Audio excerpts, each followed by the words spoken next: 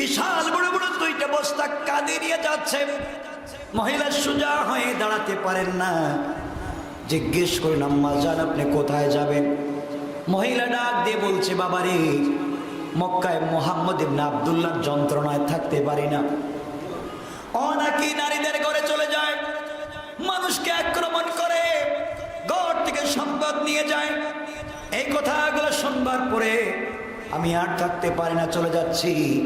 আল্লাহর পয়গম্বর বললেন, মা আপনি কি কোনোদিন মুহাম্মদ ইবনে আব্দুল্লাহকে দেখেছিলেন? না, আমি দেখি নাই। তার কথা শুনেছি, অনেক খারাপ, তার মতো খারাপ দুনিয়ার জমিনে আর নাই। নবীজি বললেন, মা আপনি কোথায় যাবেন? বৃদ্ধা ডাক দিয়ে বলতেছেন, যুবক রে, কে তোমাকে চিনতে পারলাম না। এত সুন্দর করে কেউ তো আমার সঙ্গে আজ পর্যন্ত কথা বলে নাই। আমার সন্তান পর্যন্ত আমাকে সম্মান করে না, আমার সন্তানেরা আমাকে পর্যন্ত দেখতে পারে না। আমাদের সমাজপতিরা এত সুন্দর করে কথা বলে না। বাবা কোথায় যাচ্ছি? তুমি বলছো আমি মুহাম্মদ ইবনে আব্দুল্লাহর যন্ত্রণায় চলে যাই, এই দেশের ভিতরে আর থাকতে চাই না। আল্লাহর পয়গম্বর বলেন, মারে এত বড় বড় দুইটা ভারী বস্তা নিয়ে আপনি হাঁটতে পারবেন না। আমি জওয়ান মানুষ, আপনি আমার কাছে আপনার দুটোটা ব্যাগ দিয়ে দেন। আল্লাহু আকবার বলেন। আল্লাহর পয়গম্বর বৃদ্ধা মহিলার হাত থেকে দুটা ব্যাগ নিলেন, বস্তা নিলেন। রহমতের নবী নিজের কাঁধে উঠাইয়া নিলেন। মহিলাকে বলছেন, মা আপনি সামনে যান, আমি পিছনে পিছনে আসতেছি। মহিলা চিন্তা করতেছে, নিয়ে না জানি ছেলে পিছন থেকে আবার ভাগে কিনা। আল্লাহর নবী বললেন, মা আপনার পিছনে আমি এই জন্য যাব, আপনি সামনে যান। আপনি কোথায় যাবেন আমি জানি না, আপনাকে কথা দিলাম আমার হাতে যেহেতু আপনার দুইটা ব্যাগ উঠাইয়া দিয়েছে, আমি যদি বেঁচে থাকি আপনি যেখানে যাবেন ওই জায়গায় পৌঁছে দেওয়ার জিম্মাদার আমি। মহিলা পথ চলতে লাগলেন, বিশ্বনবী যেতে লাগলেন। দীর্ঘ পথ যাওয়ার পরে মহিলা বলছে, বাবা ওখানে আমি তাবু টাঙ্গায় আজকে রাত্রে থাকবো। নবীজি বললেন, আম্মা জান তাবু টাঙ্গানোর মতো কি আপনার কাছে কিছু আছে? কয় আছে। আল্লাহর পয়গম্বর বললেন, মা রাত্র হয়ে যাচ্ছে, ওই জায়গায় আপনি একা একা কেমনে থাকবেন?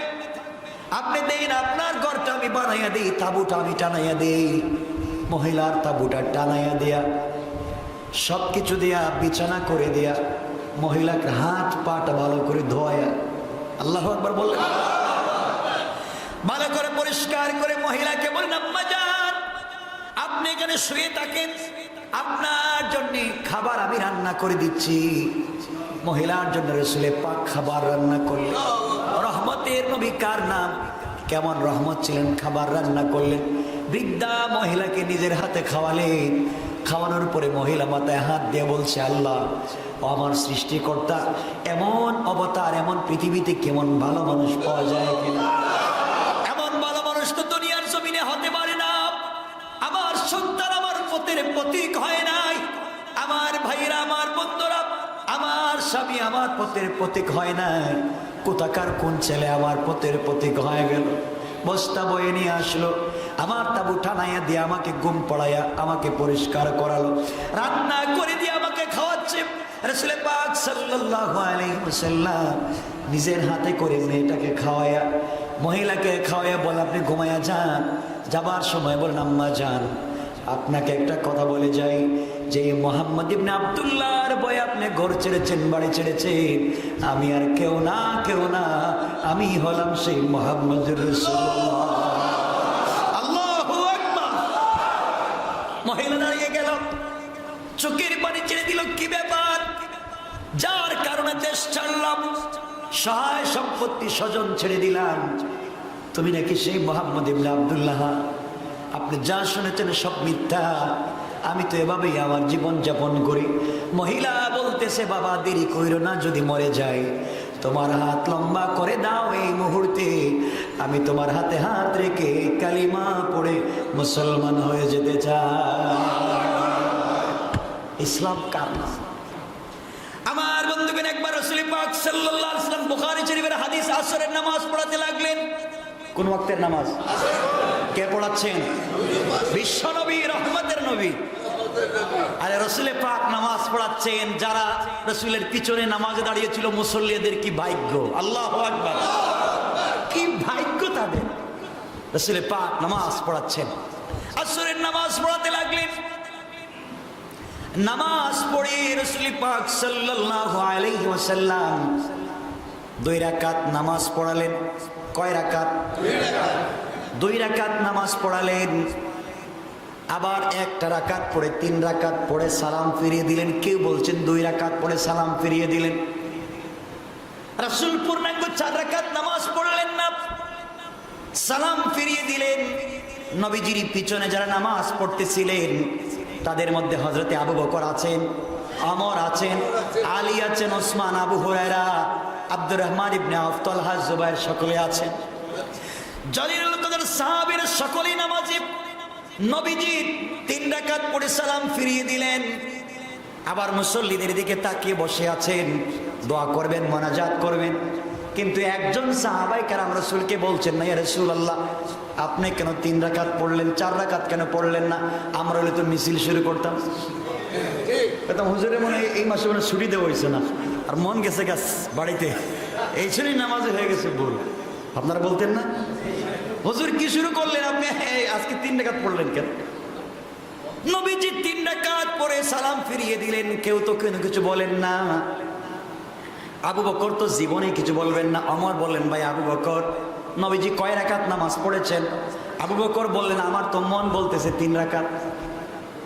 আপনি বলেন, আপনি রাসূলের সব সময়ের সঙ্গী, নবীজি আপনাকে ভালোবাসেন। নবীজি বলেছেন, দুনিয়ায় আমার এক বন্ধুর নাম আবু বকর, কবরেও বন্ধুর নাম আবু বকর, মিজানেও বন্ধুর নাম আবু বকর, পুলসিরাতের বন্ধুর নাম আবু বকর, জান্নাতুল ফিরদাউসে থাকবে আবু বকর।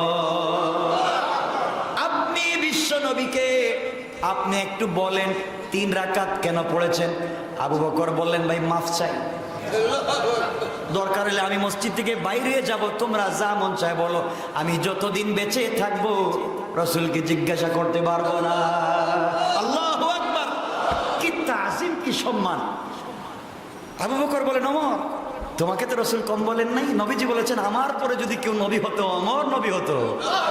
কি সম্মান তোমাকে দিয়েছেন, তাহলে তুমি একটু বলো না কেন? ভাই আমার নামটা কইয়েন না, আপনি আমার মেয়েটারে বিয়ে দিছিলাম, কি জানি ভুল হয়ে যায়, আবার যদি তালাক টালাক দিয়ে দেন, দরকার নাই, যা হয়েছে হয়েছে, থাকো। সবাই মিলে হযরতে ওসমানকে বলেন, ভাই ওসমান তুমি তো জিদ্দর আইন রাসূলের 2 মেয়েকে বিয়ে করেছো, তুমি একটু রাসূলের কাছে একটু বলো না, নামাজ 3 রাকাত দিছে। ওসমান বলছেন, ভাই রাসূল তো এখনো দেখেন নাই নামাজে, আমি আসছি, আমি গেলাম, আমি মসজিদ থেকে গেলাম, আমি থাকা অবস্থায় তোমরা এই কথা জিজ্ঞাসা করো না, আমি যাওয়ার পরে তোমরা বলো। কি সম্মান! ওসমান বাইরে চলে গেছেন। আলীকে বলছেন, আলী তুমি তো রাসূলের চাচাতো ভাইও, মেয়ের জামাইও, আর রাসূল বলেছেন আনা মদিনাতুল ইলমি ওয়া আলিয়ুন বাবুহা, তুমি তো হচ্ছে সেই জ্ঞানের রাজ্যে প্রবেশের দরওয়াজা। আল্লাহু আকবার। তুমি বলো। আলী বলছেন, ভাই নিজের ঘর বাড়ি নাই, রাসূলের মেয়েরে বিয়ে করছি, ওনার বাড়িতে থাকি, তোরা ভেজাল লাগাই আমার ঘরে একটা অশান্তি দিও না। নামাজ যা হয়েছে হয়েছে, মনে করলাম এটা আল্লাহর পক্ষ থেকে হয়েছে, কিন্তু রাসূলকে জিজ্ঞাসা করার সাহস আমার নাই। আল্লাহু আকবার। সাহাবায়ে কেরাম কি করতেছেন? আর আমাদের ইমাম সাহেবের 2-4 বার হলো তো চাকরি থাকতো না। এমন সময় সবাই বলছেন, হযরতে আবু হুরায়রা, আবু হুরায়রা তুমি বলো। আবু হুরায়রা বলছেন, ভাই আমার দ্বারা কাজ হবে না, আমার দ্বারা আমার ঘর বাড়ি নেই, রাসূলের এমনি দরজার সামনে শুয়ে থাকি, উনি থাকলে আমারে দেন, এই কথা বললে আমার মধ্যে এটা বেজার লাগে না, আমি আসি থাকি। আল্লাহ আয়াত নাজিল করেছেন কিছু বলা যাবে না, আমি বলবো না, শুদ্ধ হলেও না অশুদ্ধ হলেও না। সবাই মিলে ধরছেন হযরত বেলালকে, সুবহানাল্লাহ বলবেন না? বেলাল তুমি একটু বলতে পারবা রাসূলকে যে নামাজ কয় রাকাত হয়েছে? রাসূল, বেলাল বলছেন, নামাজ তো 3 রাকাত হয়েছে, আমি তো দেখতেছি, কিন্তু আপনারা সিনিয়র পার্সন কিছু বলতেছেন না, আমারে দিয়ে বেজার লাগাইতেছেন কে? আপনারা রাসূলের শ্বশুর, আপনারা কিছু বলতেছেন না, কেউ জামাই কেউ শ্বশুর, আপনারা বাদার, আমি বেচারা বাড়ি করে এখানে নাই, হাবশি গোলাম ছিলাম, আর আপনারা আমাকে দিয়ে বেজার লাগাচ্ছেন, আমার যদি মুয়াজ্জিনই যায়। সবাই বলছেন, দেখো তুমি যাও, তোমার কিছু হবে না, আমরা সাথে আছি। হযরতে বেলাল হাবশী রাসূল পাক ইসলামের কাছে গিয়ে বসছেন, সালাম দিয়েছেন, মুসাফা করেছেন। আল্লাহু আকবার বললেন না? রাসূল তো এই জায়গায় ছিলেন, হযরত বেলাল আসলেন কাছে। বেলাল যখন কাছে আসছেন, আস্তে করে উসমান বাইরে চলে গেছেন, হযরত আলী বাইরে চলে যাচ্ছে, ওমর অন্যদিকে মুখ ফিরে বসে বসে তাসবিহ পড়তেছে। আমি জানি না কিছু, কেউ কিছু জানে না, কি সম্মান। আলী হযরত বেলাল বলছেন, ইয়া রাসূলুল্লাহ, একটা কথা জিজ্ঞেস করতে পারি? অবশ্যই, একটা কথা কেন, হাজার কথা জিজ্ঞেস করতে পারি। আল্লাহু আকবার।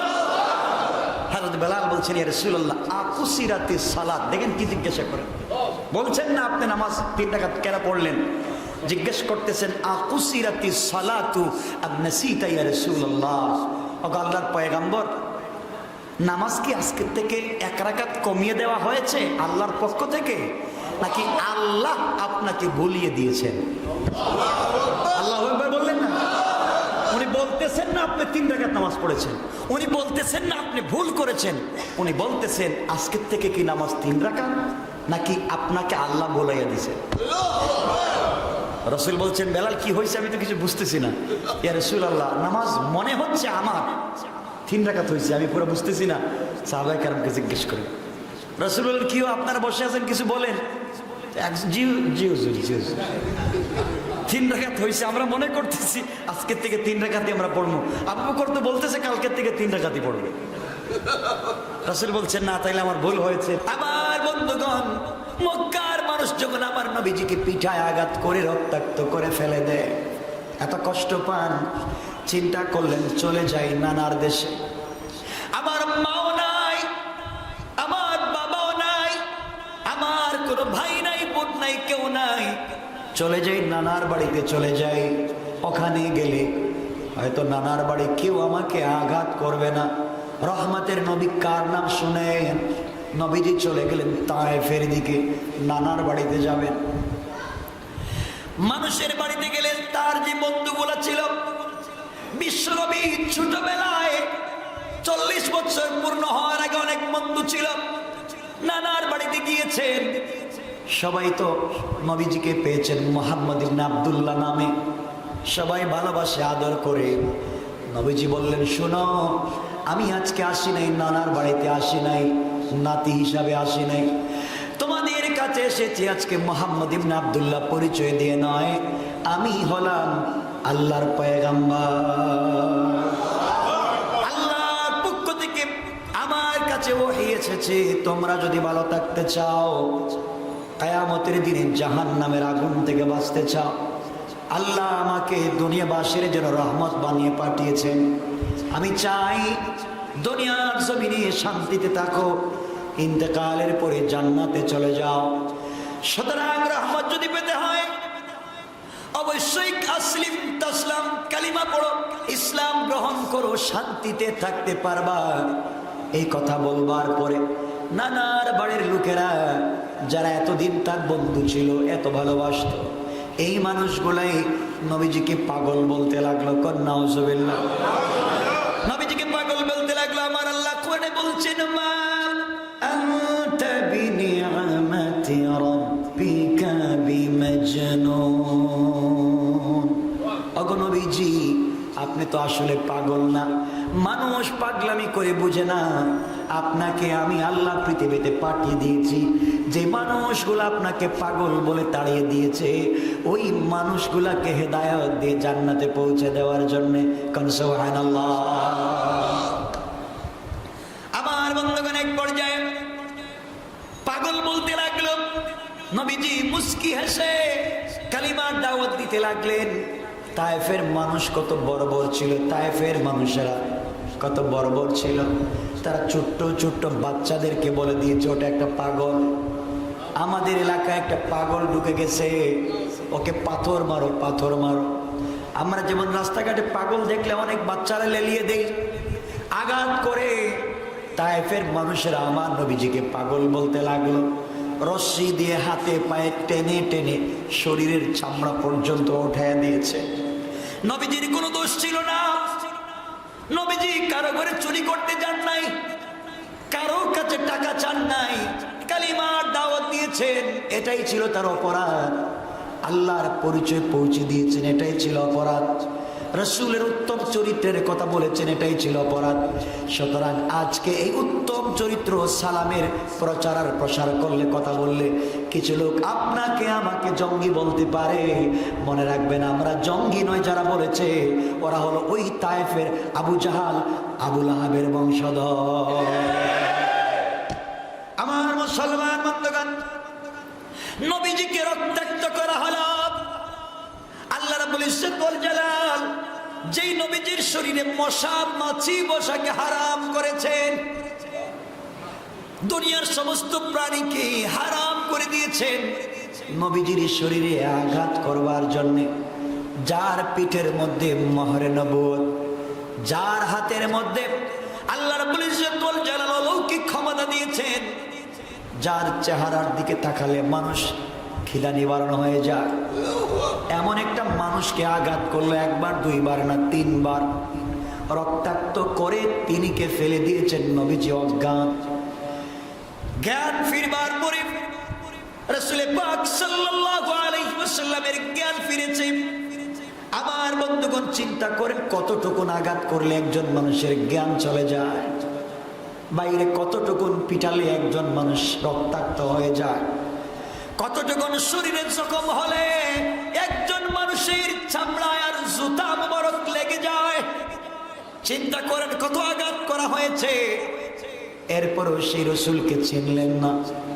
এত আঘাত প্রাপ্ত হওয়ার পরে রসুল পাক যখন একবার বসতে পারলেন, খাদেম কাঁচা আঙ্গুরের শরবত নিয়ে এসেছে, একজন নিয়ে এসে দিয়েছে, রসুল পান করলেন। এমন সময় ফেরেশতারা এসে হাজির হয়ে গেলেন। একজন ফেরেশতা এসে বললেন, ইয়া রাসূলুল্লাহ, আপনার শরীর থেকে যখন পবিত্র রক্ত মুবারক মাটির মধ্যে পড়েছে, এমন সময় আল্লাহর আরশে আজিম পর্যন্ত কেঁপে গিয়েছে। যারা বাইতুল মামুর তাওয়াফ করতেছিল তারাও চোখের পানি ছেড়ে দিয়েছে। আল্লাহর পয়গম্বর, আপনি একবার বলেন যে আল্লাহ আপনাকে ভালোবেসে হাবিবুল্লাহ বানিয়েছেন। আমরা আল্লাহর পক্ষ থেকে এসেছি, আপনি একবার বলেন তায়েফের দুই পাশের পাহাড়কে একত্রিত করে তায়েফের মধ্যখানের মানুষগুলাকে চূর্ণ বিচূর্ণ করে দিয়ে জীবন নষ্ট করে দিয়ে। আরেকজন ফেরেশতা এসে বললেন, ইয়া রাসূলুল্লাহ, আপনি আমাকে অনুমতি দেন, এমন করে শিলা বর্ষণ দিব, বৃষ্টি বর্ষণ করবো, পাথরের বৃষ্টি দেব, সবগুলাকে জমিনের মধ্যে একবারে থেতলে দিব, আপনি অনুমতি দেন। আরেকজন ফেরেশতা এসে বললেন, ইয়া রাসূলুল্লাহ, আপনি আমাকে বলেন তায়েফের মানুষকে আকাশে উঠে একটা আছাড় দিব, 1000 গজ মাটির নিচে তাদেরকে ফেলে দেই, কার সঙ্গে তারা বেয়াদবি করেছে। নবীজি একজন খাদেমের কাদের মধ্যে ভর দিয়ে দাঁড়ালেন, গাছের ডালে ধরলেন আর বললেন, শোনো, আল্লাহুম্মা গফির লিকাওমি ফাইন্নাহুম লা ইয়ালামুন। আমার সঙ্গে তারা যে অন্যায় করেছে, রক্তাক্ত করেছে, আমি রহমতের নবী প্রতিশোধ নিতে পারি না, সকলকে জনমের মতো মাফ করে দিলাম। আল্লাহু আকবার। ফেরেশতারা, আমি কেন মাফ করে দিয়েছি শোনো, আল্লাহ আমাকে বলেছেন তাদেরকে জান্নাতের পথে ডাকবার জন্যে। তারা যদি মরে যায়, কার কাছে কালিমার দাওয়াত দেব? তাদেরকে তোমরা যদি আযাব দিয়ে ধ্বংস করো, কার কাছে কালিমার দাওয়াত দেব? ওরা হয়তো বুঝে নাই, আমাকে চিনতে পারে নাই। একদিন আসবে ওদের বাচ্চারা কালিমা পড়বে, আর গোটা দুনিয়ায় কালিমা পৌঁছে যাবে। কোন সুবহানাল্লাহ। এত আঘাত প্রাপ্ত হওয়ার পরেও যারা পারল, তাদের প্রতি এত সদয়, এত দয়া যে রাসূলে পাক দেখিয়েছেন। যেই নবীজি এত দয়া ছিলেন, সহনশীল ছিলেন, রহমতের নবী ছিলেন, এই নবীজিকে যারা গালি দেয়, নবীজির চরিত্র এবং সুন্নতকে নিয়ে যারা বিভিন্ন ধরনের উল্টা পাল্টা কথা বলবে, অবশ্যই মনে রাখবেন ওরা হলো এই জামানার পিতৃ পরিচয়হীন হারামজাদা।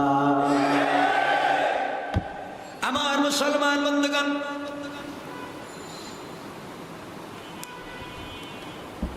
রাসূল পাক সাল্লাল্লাহু আলাইহি ওয়াসাল্লাম দুনিয়ার জমিন থেকে বিদায় নিলেন। আমি শুধুমাত্র রহমতের কথাই বলছি। আল্লাহ রাব্বুল ইজ্জত ওয়াল জালাল বললেন কোরআনে কারীমের ভিতরে, নবীজিকে দুনিয়ার জমিনে রহমত বানিয়ে পাঠিয়েছেন। আর আল্লাহ রাব্বুল ইজ্জত ওয়াল জালাল সূরা হাদীদে বলেন 16 নম্বর পারা 16 নম্বর আয়াতে আল্লাহ রাব্বুল ইজ্জত ওয়াল জালাল বলছেন, আলাম ইয়ানিল্লাযীনা আমানু আন তাখশা কুলুবুহুম লিযিকরিল্লাহি ওয়া মা নাযালা মিনাল হক।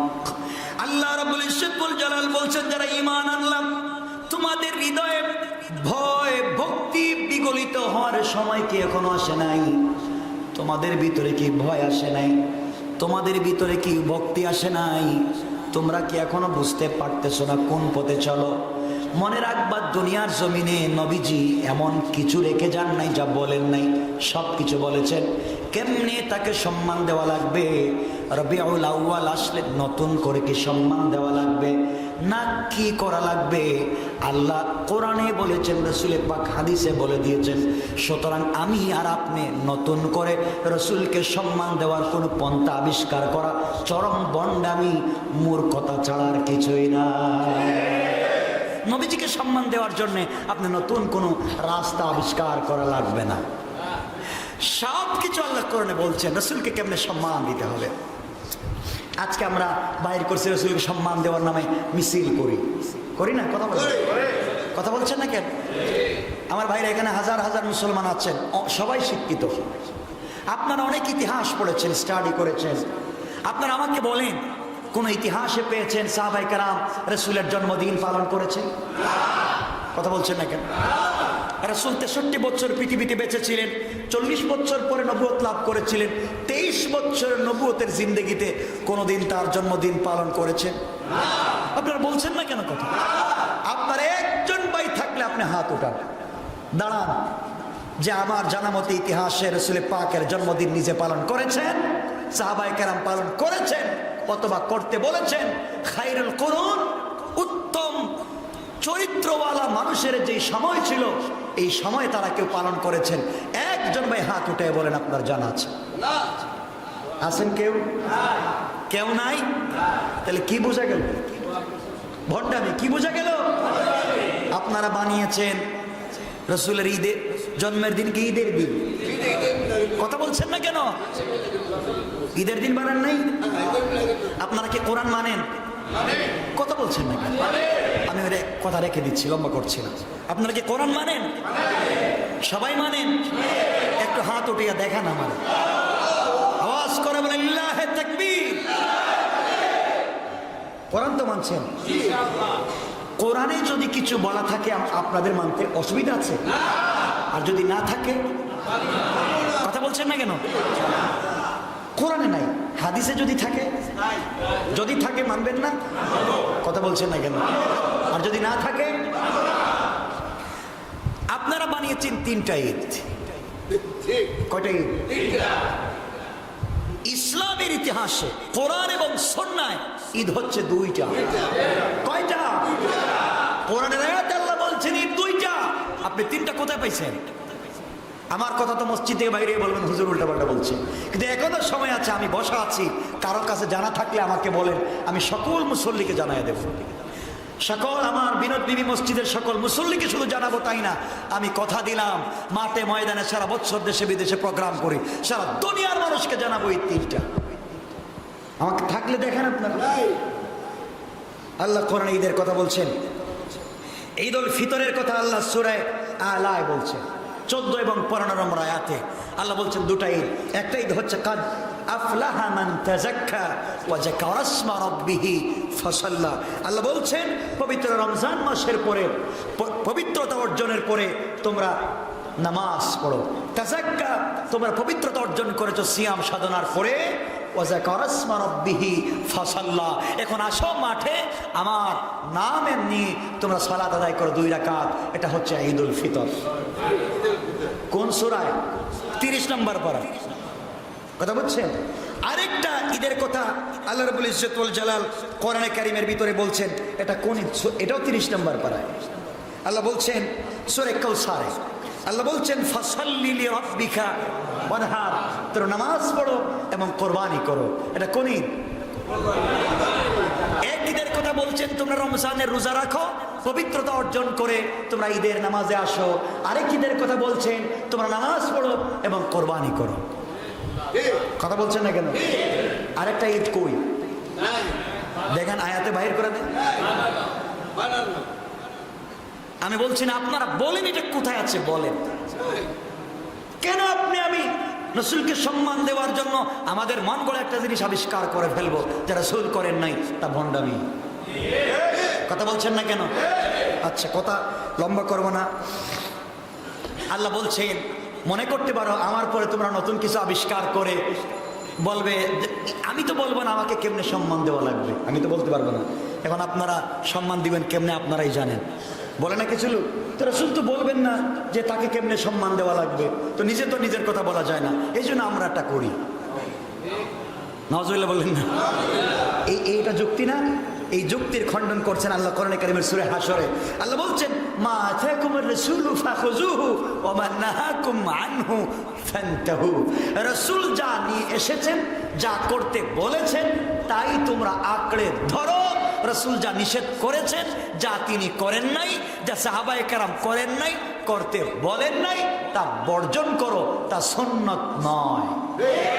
এখন বলেন রাসূল করেছেন? করেছেন? সাহাবায়ে কেরাম করতে বলেছেন? তো আয়াতে বলছেন না। এরপরে আল্লাহ রাব্বুল ইজ্জত ওয়াল জালাল সূরা হুজুরাতের 1 আয়াত থেকে 5 আয়াতের ভিতরে আল্লাহ রাব্বুল ইজ্জত ওয়াল জালাল কেমনে রাসূলকে সম্মান দিতে হবে এই পরিষ্কার আলোচনা করেছেন। সুবহানাল্লাহ বলেন। আজকে সময় কমে গেছে, বলবো না, একবারে পরিষ্কার। রাসূলকে সম্মান দিতে গেলে কেমনে দিবেন সব বলেছেন। আপনারা সম্মান দিতে গেলে একটা চেয়ার খালি রাখবেন, সাজাইয়া রাখবেন, লাইটিং করে রাখবেন। কত বড় বেয়াদব হলে রাসূলের পাশের চেয়ারে বসতে পারে? সুন্দর একটা চেয়ার সাজাইয়া, এই চেয়ারে একজন বসে, আর এই চেয়ারে কে বসবেন? রাসূল বসবেন বইলা রাইকা দেয় না? আরে দেখছেন আপনারা বাংলাদেশে যে একটা চেয়ারকে সাজাইয়া রাইকা দেয় যে নবীজি আসবেন আইসা বসবেন? দেখেন নাই কোনোদিন? কথা বলছেন না কেন? দেখছেন কেউ? একটু হাত উঠান তো দেখি কে কে দেখছে। তো অনেকেই দেখছে। হ্যাঁ, তো আছে, চেয়ার সাজাইয়া রাইকা দিচ্ছে। পৃথিবীতে কি কোন সাহাবী কোনদিন রাসূলের পাশের চেয়ারে বসছিলেন? গেল। রাসূল পাক সাল্লাল্লাহু আলাইহি ওয়াসাল্লাম যেই মাজলিসে বসবেন, এখানে অন্য কারো কথা বলার অনুমতি আছে? সাহস আছে? পাওয়ার আছে? যে রহমতের নবী দাঁড়িয়ে আছেন ওখানে, আর কথা বলবে কোন বেয়াদব? আমরা বলি রাসূল এসেছেন, হাজির ও নাজির। রাসূলকে সামনে রেখে আপনি আমি কথা বলার অধিকার দিছে কে? কথা বলছেন না কেন? আপনারা বলতে পারেন দিছে কে, আমরা তো বানাইছি। দেখেন আল্লাহ কি বলছেন। আমার আল্লাহ বলছেন ইয়া আইয়ুহাল্লাযীনা আমানু লা তুকদ্দিমু বাইনা ইয়াদাইল্লাহি ওয়া রাসূলিহি ওয়াত্তাকুল্লাহা ইন্নাল্লাহা সামিউন আলীম। ইয়া আইয়ুহাল্লাযীনা আমানু লা তারফাউ أصواتكم فوق صوت النبي ولا تجهروا له بالقول كجهر بعضكم لبعض أن تحبط أعمالكم وأنتم لا تشعرون. الله رب العزة والجلال বলছেন, হে মুমিনগণ, আল্লাহ এবং তার রাসূলের সম্মুখে সামনে তোমরা কোনো বিষয়ে অগ্রণী হইও না। রাসূলের সামনে তোমরা আগে বাইরো না। রাসূল যেখানে থাকেন তোমরা আগে বাইরো না, তার পিছনে থাকো। আল্লাহকে ভয় করো, আল্লাহ সব শুনেন এবং দেখেন। এরপর আল্লাহ বলছেন, মুমিনগণ তোমরা শোনো, যে মাজলিসে আল্লাহ রাসূল বসে থাকেন এই মাজলিসে তোমরা উচ্চ সুরে কথা বলো না। কণ্ঠের আলা তারফাউ আসওয়াতাকুম ফাওকা সাউতিন নবী, নবীজির কণ্ঠের উপরে তোমরা কথা বলো না। নবীজি তার জিন্দেগিতে উচ্চ আওয়াজে কথা বলেন নাই, আর আল্লাহ বলছেন নবীজির আওয়াজের চাইতে ছোট আওয়াজে কথা বলো। এই আয়াত নাজিল হয়ে যাওয়ার পরে হযরত ওমরের জীবন তেমন হয়ে গেল। আলী বলেন, বুখারী শরীফের হাদিস, নবীজির কাছে গিয়ে ওমর এমন কথা বলতেন, এত আস্তে কথা বলতেন, নবীজি কান পেতে বলতেন, ওমর কি বলেছ আরেকবার বলো। আল্লাহু আকবার, কি বলেছ আরেকবার বলো, তোমার কথা তো শুনি না। তোমার বলতেন রাসূলুল্লাহ, আল্লাহ আয়াত নাজিল করে বলছেন জোরে কথা বলা যাবে না, যদি বেয়াদবি হয়ে যায়। আয়েশা এই ওয়ারাসাতুল আম্বিয়া উলামায়ে কেরামের সঙ্গে, হুজুর কি করলেন, নামাজে আবার পড়েন, কি পাওয়ার, আপনি এত বড় সাহস পাইলেন কোথায়, এত আওয়াজ দিয়ে কথা বলবেন, কে দিয়েছে, কত সাহস কে দিয়েছে, আপনি তো জোরে কথা বলবা। কথা বুঝেন নাই, কথায় কথা চলে আসছে। আজকে 2 মিনিটে এটা বোঝাই দিব আপনাদেরকে।